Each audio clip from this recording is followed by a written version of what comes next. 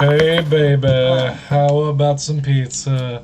I got a slice of the world's fastest pizza. Can't let him into the kitchen. He's got a slice of the world's fastest pizza. It's a midnight hour. They're gonna try to deliver. Don't let them.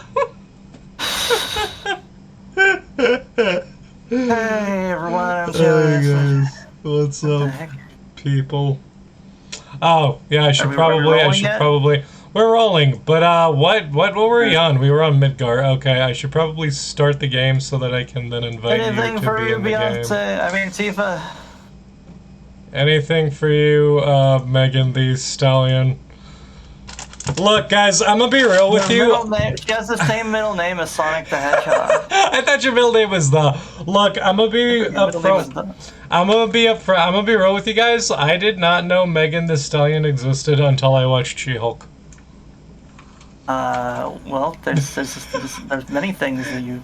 Kind of the same way. What's the thing from like Hamlet? There's many things in heaven and earth that don't appear in your philosophy or whatever. Yeah. Anyway, I'm gonna see if I can join you. There we go. It's kind of the same way that I only know Jared Leto for being the worst Joker, and like, I did know Nicki Minaj before watching Steven Universe, but only through cultural osmosis, not because I like made an active effort to. I think I just figured out what that weird taste in my ice machine is coming from. Yeah, what's that? Oh, Reef Twist is texting us. Glad to have you in the shrine building again. Thought you said glad to have you in the Shrek. Glad to have you in the somebody once told me. Even though I might not even be where I am today without the company's stunning advancements in Mako harvesting technology, I have rarely visited this exhibit, and I believe I finally understand why. I'm gonna just go to messages and read that out.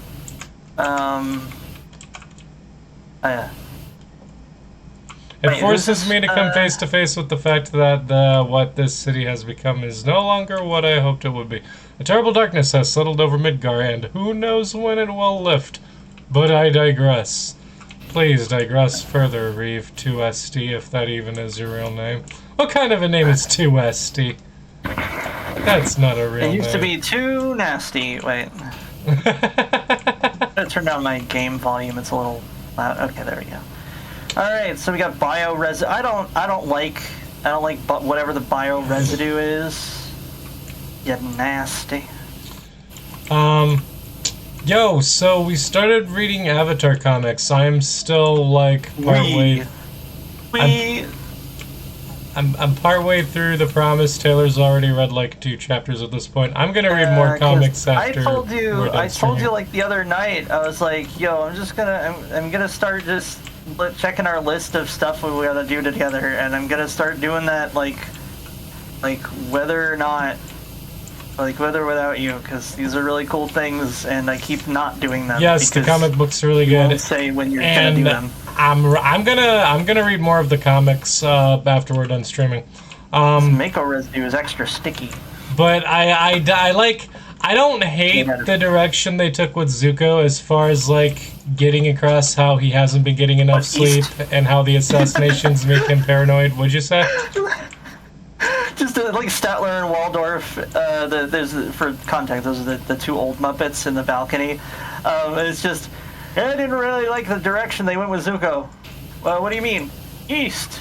East. He had to go to the colony. He went to the colonies. Right. Allow me to explain the general layout of Midgar. As you may have noticed, it is divided into 8 sectors, each powered by its own Mako reactor. And at the very center of the city stands the Shinra building. We could rebuild Shinra, Cloud. But as the city's design is predicted on the use of Mako, perhaps I should explain what that is first. Are you gonna give me a long, detailed paragraph? What's that?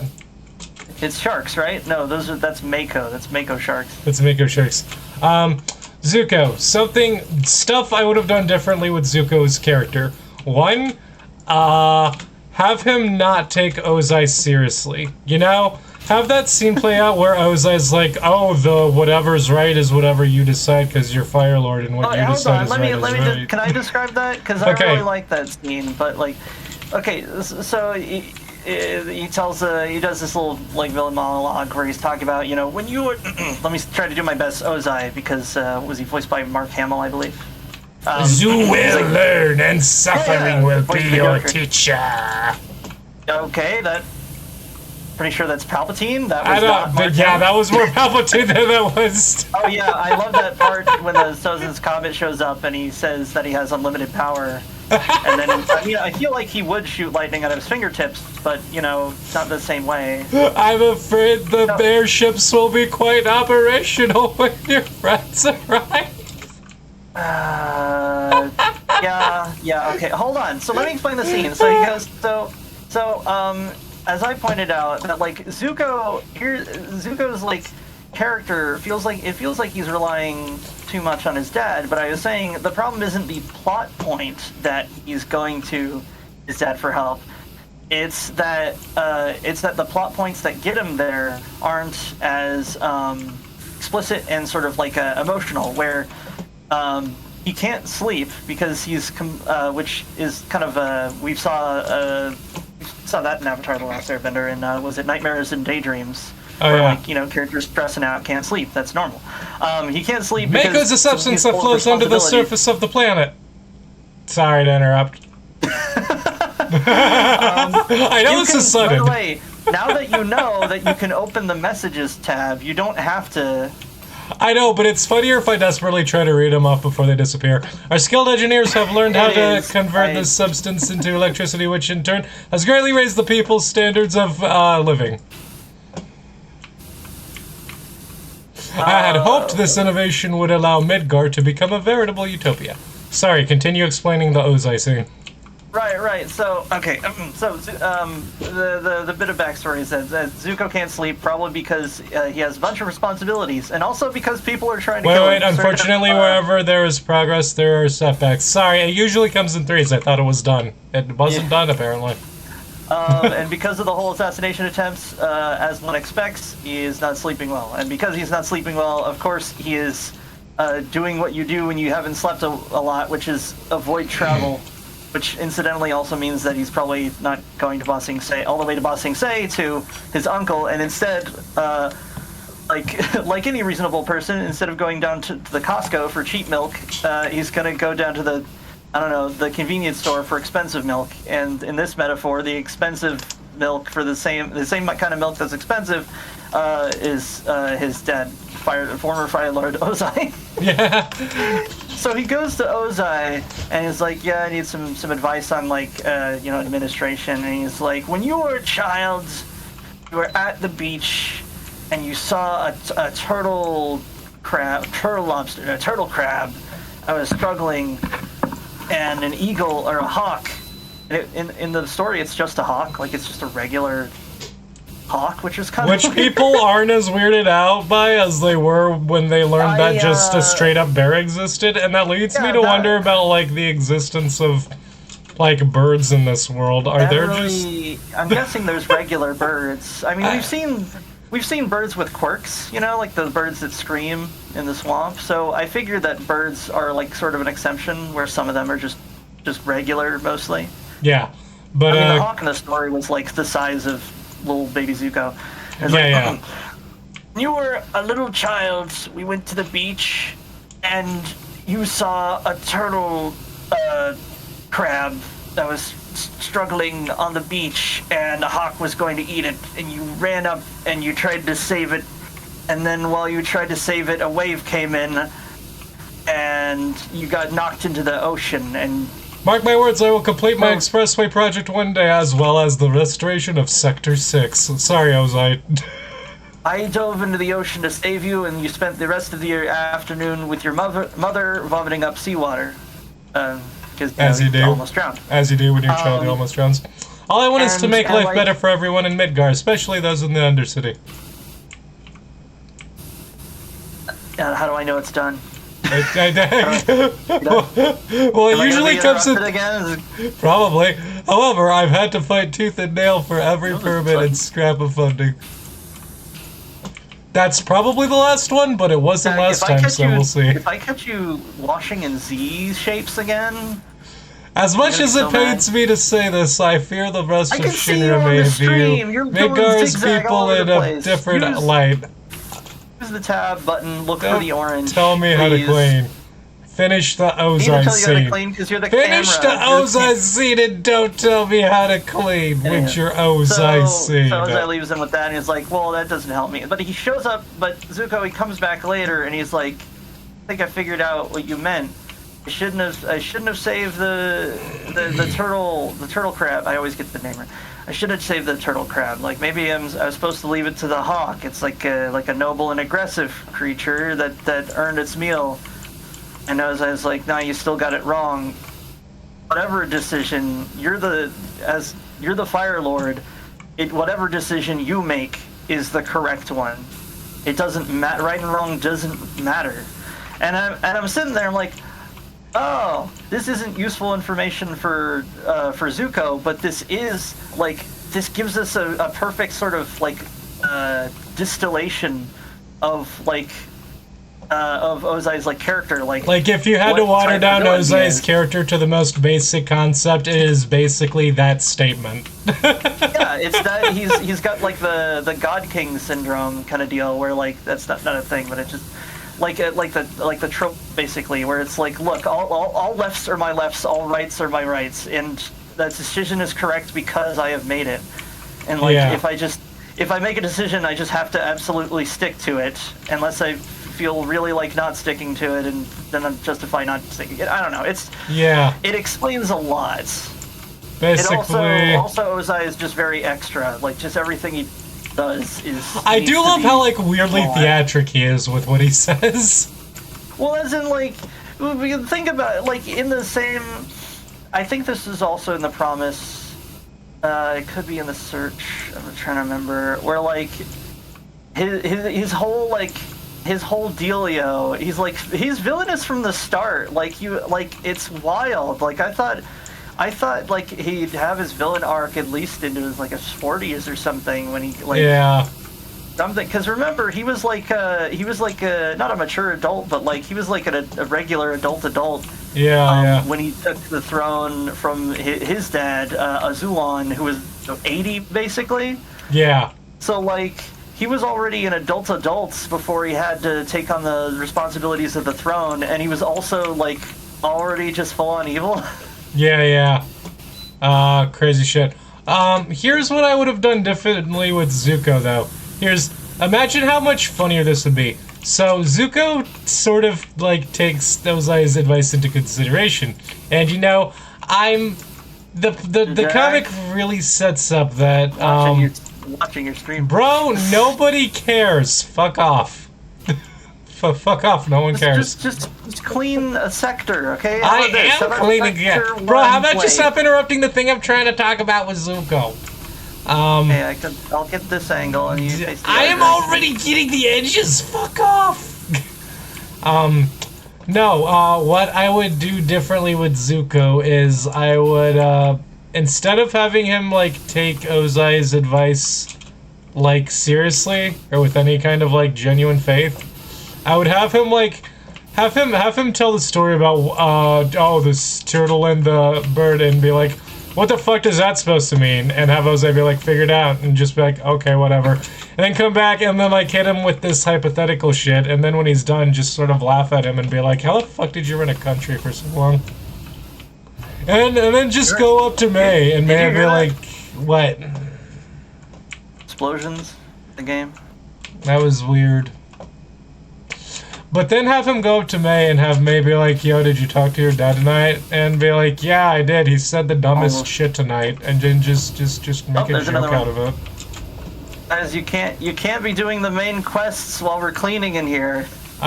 Basically, just have Zuko and May both making fun of the weird shit that Ozai says when Zuko talks to him. It would be way more satisfying if May was there, because the only thing that can really bring you closure in life is, that can end the cycle of violence is making fun of your dad with your goth girlfriend. Yeah, that's truly the peak. Did you hear that? It sounded like an explosion. I've just received word about complications with the reactor 1. How would you know? Sorry, What? How would you know about ladies, Dad? You had a government-mandated lady. No drip, no balls. Please excuse me, but this issue requires my immediate attention. Dad, listen to me. I betrayed my country and left May, like, with a note, and she still, like, is with me. That says a lot about my character and about her character, and the fact that your life sucks says a lot about your character. I had a nickel for every time an Avatar character had to, like, betray a country or their country, but in a sense of, like, preserving, like, an actual ideal that transcends borders, I'd have probably, like, at least 4 nickels. That's probably, that scene of Iroh, like, burning his flag in the Earth Kingdom hits hard, man. It's so beautiful, it's so poetic that it's like, oh, I spent, like, my last campaign, last time I was in Ba Sing Se, I was besieging it. It took so long. It was like, it was a real mess. Got my son killed. Yeah, I lost my son. Completely lost my, like, will to live, and basically, like, retired. Watched my brother, like, abuse and torture and scar his son and then banish him. That was hard to sit through. And on top of that, remember that, here's the weird part, remember that Iroh is the eldest son. He was supposed to take the throne, but because their dad is a Zulon who is, because they're brothers and their dad was a Zulon who was also, like, full on a villain. He was like, Iroh having feelings and stuff, that's not good for my empire of machine men. How about, because, well, Ozai was proposed the idea, but I think the only reason why it was, like, a thinkable proposal is because there must have been a concept of, like, oh, well, clearly, Iroh is too busy, mourning the death of his, like, child to, lead our dictatorship. And so as I was like, well, I would like to claim the birthright, and Azulon also being just super villain is like, okay, but you gotta, like, I don't know, kill your son or something. That's the thing. Azulon was actually super Azulon didn't start out with being like, you have to kill your son. Azulon got pissed off because Azulon was like, hey, Iroh's son is dead and now he's sad, and so he should lose his birthright. And, like, Azulon's problem was how dismissive he was of Iroh's pain of having lost a child. It wasn't just that, oh, you want to be Fire Lord, you have to be evil. It was more, hey, you came in here, dishonored your brother, made fun of him for grieving over his lost son. Now you're going to experience the same pain he did because what you did is fucked up and it makes me angry. And, like, on one hand, yeah, you're right, he shouldn't do that, it's fucked up. But also, you raised him to be that way, and telling him to kill his own son is not the fucking way to go about that situation. On one hand, good on you for saying, how dare you be dismissive of your brother's pain. But also, this is your fault, and that's not an appropriate response. Fire Lord Azulon be like, yo, this guy, my eldest son sucks. My dude, you raised him. but dude... At any rate, but dude, you're a tyrannical empire and everybody hates you. Here's where it gets spicy. Okay, here's where it gets real spicy, because I think we all kind of, I'm pretty sure this is from the original series. Like, we all kind of wondered if the Fire Lord Azulon, like, he was 80, so really natural causes isn't out of the question. Yeah. It's just that we were all kind of theorizing that Ozai probably just, like, poisoned him, or I don't know, he gave him a pillow that was slightly too stiff. Was it Ozai that killed him, or was it the mom that killed him? Here's the thing. He's like, it was implied that the mom, like, helped somehow. Well, in the comics, the mom's like, yeah, I know how to kill a man. No, she's like, yeah, I've got a thing that's I got that recipe for iocane powder. It's colorless and tasteless and dissolves almost instantly in water. And you could use it to kill Zuko, but I got this crazy idea where what if instead used it on, I don't know, someone else. Let's say, what if instead we killed your dad? let's just remove a different piece of this puzzle. Like, I don't know, the guy who is between you and the throne right now. I mean, if you're really feeling so ballsy about it. Which, like, look, man, if you're gonna have to take a life to take your throne, take your corrupted, shitty dad, not your son who hasn't done anything. Which is like, the thing that messes with me is how there's never like an apology for that move. I think that like it is a net gain, but there's something kind of like, what's the word? It's a little dark, but it's also like, what's the word? I don't know. It lines up where it's like, oh, what's heck? When you think about it, like, it just makes sense. Yeah. It's kind of like it's like, what if a guard like handed Hitler a pistol shortly before his suicide or whatever? It's like, well, you were still a guard or whatever, but like, oh, hey, you've enabled the precise thing we needed at this time. And, right. Yeah. But that's a weird metaphor. But like, what I mean is that like, anywho, he poisons the Fire Lord, and it just looks like natural causes, which makes sense because he's like a zillion years old. And then Ozai takes the throne, but Ozai is also like, Zula's my favorite, and you suck. Well, you see, Fire Lord Ozai, dude, I can just keep making these memes. Be like, Fire Lord Ozai, be like, oh man, I hate my wife. My dude, you chose the line. You see, my dude, get a new. You see, fucking when a tyrannical dictator is overthrown, their bending is taken away, and they're left in a cell with nothing but a pistol and a single shot. And after a few weeks of starving, that one bullet starts to look real friendly, Jack. Or well, sorry. It should have been an island, but alright. Look, man, I was trying to do what made more sense for that setting of Avatar and what happened with Ozai. People at home like, what the heck is he talking about?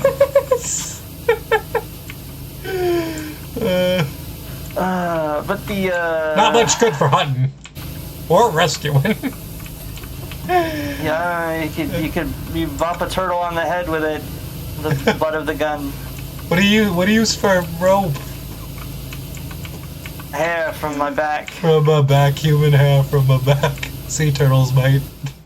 Which is like the dumbest part, because I'm like, out of all the hair on your body... You went with the hair on your back? How long is your back hair? Is it like that clip of the principal and Danny Phantom? When he's like, yes, gonna do a big shave on my disgusting furry back, and he takes his shirt off and his back is just covered in hair. Enid's dad is a hot werewolf.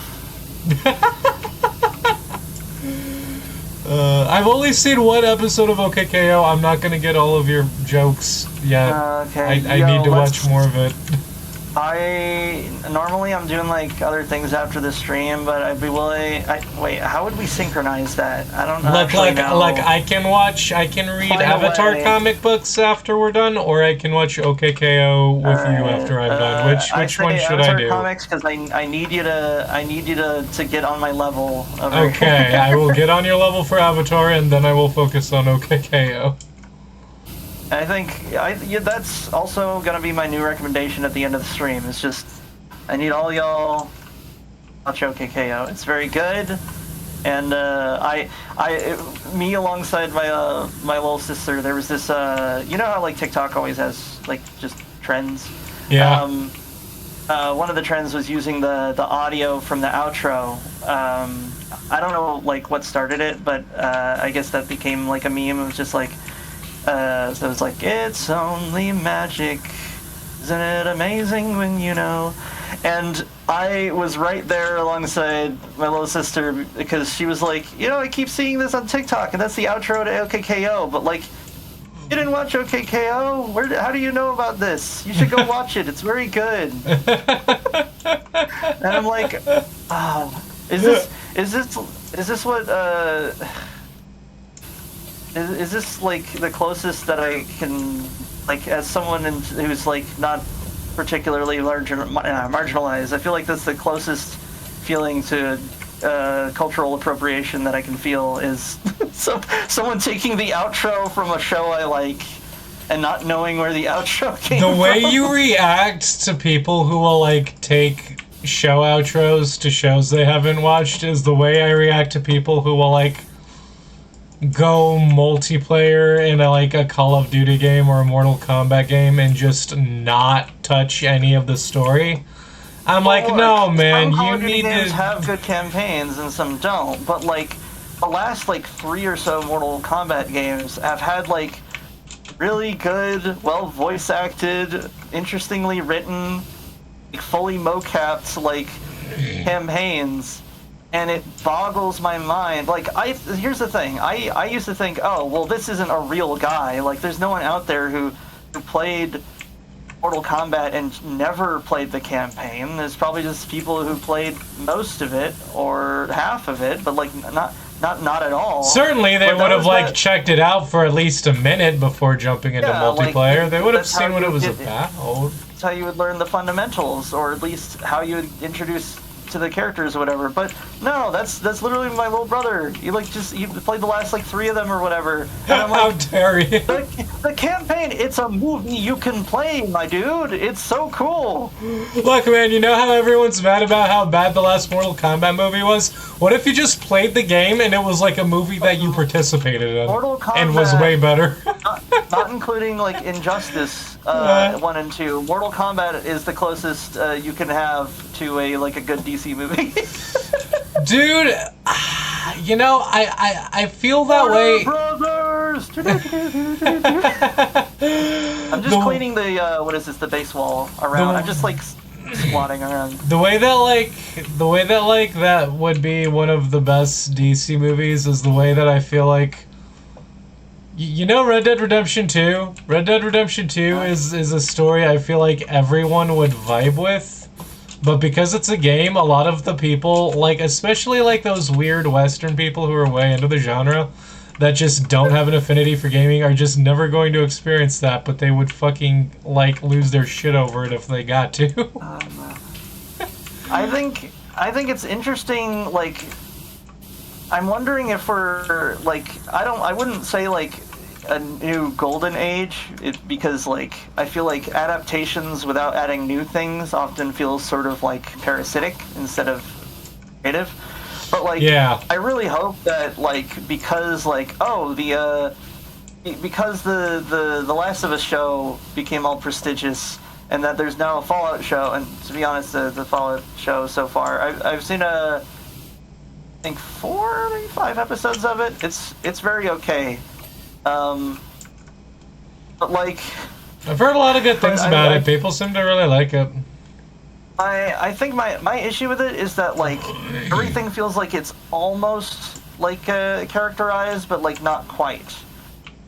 Or like, as in like, what's the word? I feel like I feel like if I'm supposed to, like, I don't know how invested I'm supposed to be. Like if a character gets their name on the episode in the big text implying that like this is a story about them, then I should be fully invested in them.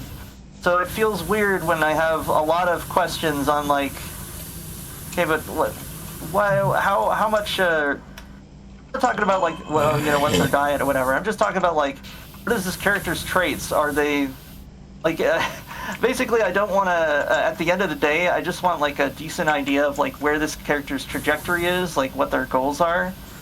And sometimes I don't want to have like a Peter Quill problem where I'm like, all right, this is interesting, but can you please just be honest in the script on if he's supposed to be a dork or not? Right. That was my, what is this weird little fin here? What the heck? That was just like a small example where it's like, oh yeah, I get most of these character traits, but my weirdly specific gripe with Peter Quill and the Guardians of the Galaxy like movies, even though I like Guardians of the Galaxy in general, is that it's like I don't know, I can't figure out if the script knows like if he's supposed to be cool or not. Because it's really hard. Like, it's really hard to be like, oh, this guy is goofy, but he's also just a sexy Hollywood man, You know, like you can't be like, oh, this guy is like athletic and adventurous and tells dumb jokes and is outgoing, but also he's like too. How is like his only negative trait is like, oh, he's too silly. He's too what? What is the what? Is he too? Is he supposed to be charming or not? Because people seem to have vastly different reactions in universe, and it's kind of the it's like Nail from Nail. Elan, I think it was his name, from Order of the Stick. Or the only way that we know that these stick figures are hot or not is characters saying that they are, and that's how it feels with Peter Quill, where it's like, well, people treat him like a dork, but he's also really popular, and he's a space pirate that people seem to also like in third person, but not in person. Like, right. Am I missing something here? And this might be going a little too deep, but like, how is does Peter Quill like know what color he is, like in a cosmic sense? Because he was raised by a blue guy on a pirate ship full of aliens. What? Wait a minute. Yeah, you feel it. You think there would be. How does he know he's white?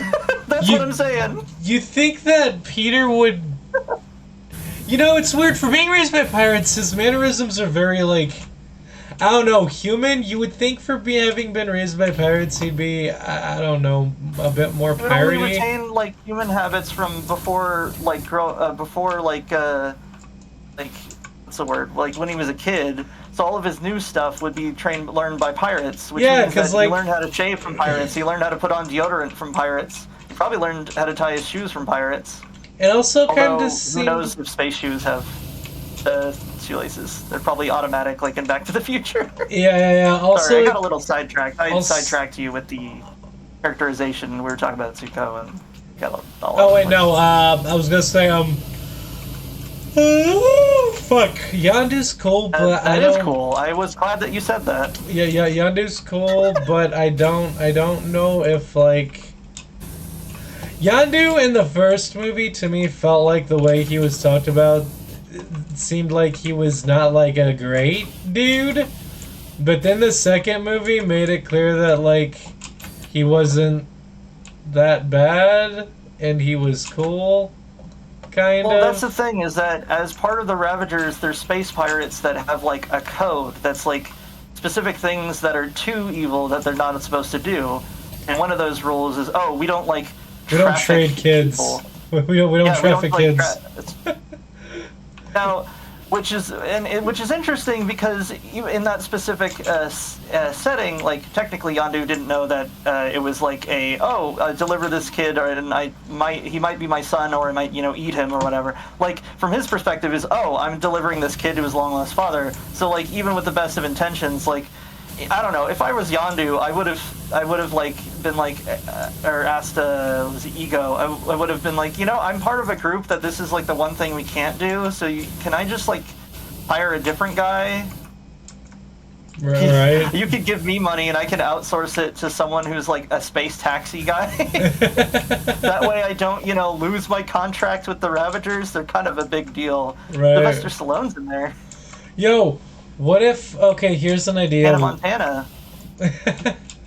Sorry, did I just say Hannah Montana? Miley Cyrus, the actress. Yeah, what? Sorry. Yeah, Hannah Montana from Miley Cyrus. It could be that she's in character. Who knows? Also, they had an alien who's a wizard. Possibly. Also there. Dude, what if... Okay, here's an idea. What if we have, like... So there's pirates, right? Say there's, like, space pirates, and they go to different planets, going into different oceans, and finding different treasures. And, like, one of the earliest introductions we get to them is them just sort of at the tail end of an adventure, and the adventure is, like, them fighting off some bad pirate guy who pissed off, like, an ocean spirit or something. Have it be something like what happens at the end of the first season of Avatar, where the water spirit like steals a steals a Hey, Zhao. hold on. Hold on. So what if we did? I'm building on that. What if we have like Ember Island players, except the game master part of the troop, and he's like, "Oh, Hold on, man. I want to finish my adventure." concept before you come up with something totally okay. different. I want to get through an entire concept that I have, please. All right.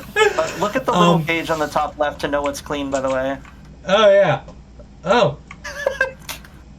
But yeah, no. Fucking. My idea is that have it be like the tail end of a big pirate adventure, and the one pirate is like fucking with the other pirate. They're sword fighting, right? And the one guy talks about like, yo, man, you don't fuck with like innocent civvy guys. There's like a whole code to the whole piracy thing. And the bad pirate guy is like, oh yeah, what's gonna happen? Who cares? And then just have the sort of protagonist guy mention something about like, well, you know, see, the thing about like the pirate code is that it isn't just that it's inhumane to do. It's also that the ocean just kind of hates people who will like traffic children and shit, you know? Like the ocean has standards and it will curse you. And then have it just sort of end with a water spirit coming from the water to sort of like spirit him away for all eternity, and then just sort of have the protagonist be like, see, don't piss off the ocean, man. It isn't just the ocean doesn't like child killers, and then just like fucking leave. Have that be like, don't piss off the ocean, man. Yeah, so just have this. By the hand, yeah, just. Hey, this large section isn't clean. It says that it's got like one little percent on it. Basically, introduce these guys by having them just show up at like the sort of tail end of an adventure, basically explaining how the ocean hates. Right, can you stop it? Can you stop interrupting and let me finish? I'm just trying to help. But yeah, basically just have it sort of establish that there's like a set of rules, not just because there's like morals to it, but because ocean spirits will genuinely punish you for like really fucked up shit. Contract. It's like an ancient contract with Calypso or whatever. Yeah. It would be a way to sort of set up the rules of the ocean, or like sort of foreshadow some of the rules of the ocean, and be like, dude, hey man, I'm just imagining like the the pirates and Pirates of the Caribbean are like a near global organization, and I have to imagine that there's at least like a few like Pacific Island like not necessarily pirates, but like they have to be like represented on the board, you know what I mean? Yeah. Where it's like we're not pirates, we're more of like voyagers, but we're here because you guys are really interested in that big chunk of the ocean that's west of what do you call it again? Californ? You were gonna coast of the colonies. I think you were gonna build on the whole ocean thing earlier. What were you gonna add to it? That's ancient. Like it's sorry. As if the Code of the Brethren, written by Bartholomew and Morgan and Bartholomew, the Code of the Brethren, that it isn't just a contract that should have some social weight to it. But I also like the concept that this is like a magical contract that also like has consequences from like Calypso or any other ocean deity. Like, if you traffic this weird ocean child, the ocean will... This weird orphan child, the ocean will punish you by dragging you into its depths and, like... Specifically that, but, like, yeah. I'm just going with the Peter Quill thing that we were talking about earlier, just as an example.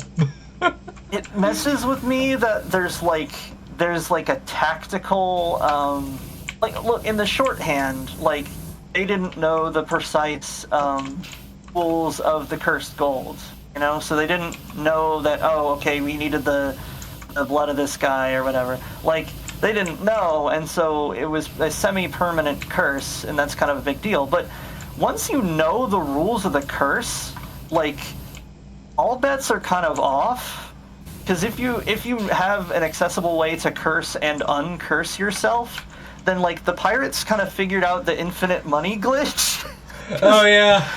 I think I told you this while we were watching the movie, where it's like, so think about this, like, yeah, it's probably pretty hellish to like to be cursed, But the upside in the short span is that like you don't really take damage and you can't stay dead, which means that as a pirate, like you're really good at being a pirate. Like as long as you don't just like fall into the ocean and stay there, like you can like as long as everyone makes sure that like you don't get into fights in like choppy water where your buddies will just like sink and then you'll have to be looking for them all night. Like that's like a huge advantage. And we see their what is it? The like the stockpile of Barbarossa. Barbarossa. That's like his drag persona. I can see it. Barbarossa.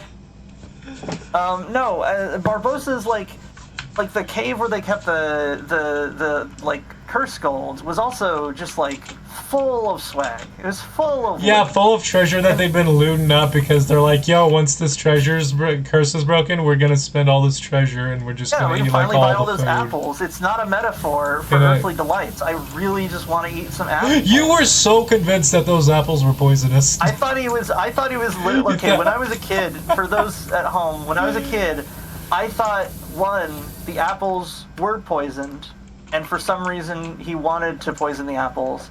2, that all green apples that we would see in the films would be poisoned, and you can't trust green apples because that's just logic. And 3, I thought his metaphor wasn't, oh, when I'm uncursed I will indulge in earthly delights or whatever. I thought his metaphor was, oh, I'm gonna get uncursed and then eat a bunch of poison apples. I thought this dude was gonna kill himself after. Makes no sense as a logic stretch as an adult. But as a kid, I'm like, oh, of course, he's so tired of being cursed, so if he uncursed, he would just kill himself. He just like, die. That doesn't make sense. If he was uncursed, then he would just want to. Now he's uncursed. He doesn't have to worry about being cursed. Yeah, you would just fucking go and eat a bunch of apples and be happy again. But it would be funny if it wasn't, but it also wasn't poison. That he's just like.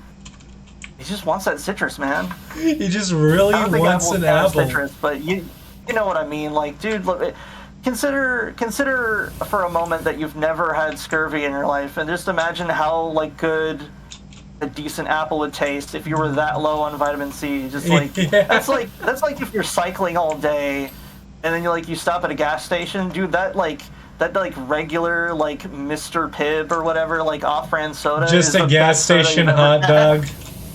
Gas station hot dog when you're on the brink is amazing if you're hungry. Yeah. It's just different because Yeah. I thought he was just gonna die. I thought he was just gonna He can't die. He just respawn. Oh, I also had a moment. I started rewatching the. What the fuck is that noise? Hold on, there's a noise going off in the kitchen. Yeah, I heard that too. Thought it was on your end. I think that might have been the crock pot, but I need to see what's Fuck, what was I gonna say? Barbossa parts. Oh yeah, I was rewatching the movie again after we got done watching it. I decided to rewatch it again to see well, because there's stuff that I missed that I didn't quite get the first time. Fuck, there were some things that one thing that I didn't really register before, so the ending of Pirates of the Caribbean is really cool when he gets shot and then Will's like, oh, he didn't waste his shot, and he breaks the curse and he just drops dead. That was really cool, but then rewatching it, I saw the part where he's like, wait, did the curse work? And he just shoots Pintle, I think his name is. And he's like, oh, it didn't work. I'm still alive. The curse isn't broken. And I had this thought where I was like, wait a minute, is he just gonna drop dead by the end of the movie? Because when Barbossa got shot, his wound was still there when the curse broke. It wasn't. Yeah, here's the thing. He was shot almost immediately before, during, slightly after the curse was broken. There was enough of a window there that the damage still applied, whereas I'm pretty sure I don't, to be honest, they gotta have regenerating powers because there are two ways to look at this. There are two ways to look at this. Either A, they're actually just skeletons all the time and that the weird fleshy look only is an illusion, is just a glamour. It's a glamour, Or B, their flesh does actually fully come back and is interactable, physics enabled, and they just have a fucking healing factor or something. I think it's that their parts can sort of be put back together. Maybe they regenerate. Maybe their parts sort of float back together, or they can find each other. Like you can crawl around on that as a hand. Because presumably this crew has. We know that it's tough to like actually damage these guys, but if they're pirates, then there's definitely a chance that a few of them have just straight up been like blasted apart, or what have you, at one point or another. And I feel like. Oh, well then they were, like, to get all that sweat... Wait a minute, now that I think about it. Maybe they were avoiding a lot of armed ships. They were just doing a lot of land raids that were near, They probably did a lot of land raids, like daring land raids next to forts, because they're like, look, they probably can't sink the Black Pearl. I don't even know if the Black Pearl can be sunk. I don't know if it counts as cursed. Certainly looks Oh, cursed, dude, that's a good point. Is the ship itself cursed, or is it just a crew? We'll get to that. Well, maybe it's Sea of Thieves rules, where like if they have one or more coins on the ship, then the ship stays cursed. Maybe. You know, if they have it in they have it in the hold, and it just curses the ship. If you pick it up for too long, it uncurses the ship, and then you have to put it back down. Yeah. But I like to imagine that they just, when they learned how the curse generally worked, they just stopped doing regular piracy and started doing land raids that normally they just wouldn't be able to do, because they would just go up to forts, and the forts would be like, look, it's like one ship, we can blast this thing apart, and they fire at the ship, and like it just doesn't do that much damage, or it doesn't sink the ship, and then they just run onto land, because it's safer to like be blasted apart and then like crawl back together on land or near the shore than it is to like fight in the open ocean. Yeah. I don't know. That's what I would do. That's like if you could decide if you were gonna fight in space or not. It's like I would rather fight in the hallways of my spaceship than like in the vacuum of space. What if like you had a cursed treasure, but you could just like activate it and then break it whenever you were done with it? Like imagine just having the Aztec gold on your ship. And, like, taking a coin whenever you're like, we're going into a big battle, we should be a skeleton for this. And then just putting it back with your bit of blood to be like, I want to eat food now. That's messing with me, because do we know if that's possible? Can you just lift the whole chest? It's, as far as I know, the rules are that the gold has to be in the chest. So you could put it in the chest, move the whole chest, not be cursed, and then if trouble's brewing, you're like, red alert, all hands to deck, ring that bell that tells, we have the regular bell, and then we ring that bell that tells everyone to grab the cursed Yeah, gold. everybody grab a fucking coin, put it in your pocket, save it for later, we're gonna put it back with a drop of blood when we're done so we can eat Panda Express after this. And if I say yellow alert, that means be ready for battle, and also have a good meal, that way you won't be as hungry while you're cursed for 5 minutes. Yeah, you got... Also, just for the event that we're unable to break the curse for whatever reason, a coin gets lost or something, you want, like, the last meal you have before that to be, like, one that is good and that you'll remember. You want that to be the meal that, like, motivates you to unbreak the curse again if it somehow becomes difficult. This is the Mako reactor. We're almost done here. Just over here. You need to clean Bob. Because it's 0808. Over here. I wish I could emote, but I don't think this game has it. You can emote in Satisfactory, which is one thing I like, is I think there should be emotes even in games that you don't even plan on playing in multiplayer. I just think it's really funny. Like, it's way funnier if you're streaming it, funnier if you're recording it. It's funny if you're just playing alone and you're just like... Playing Death Stranding and you're just like, hey, I'm Sam. I'm also Sam. I am Sam and you're too.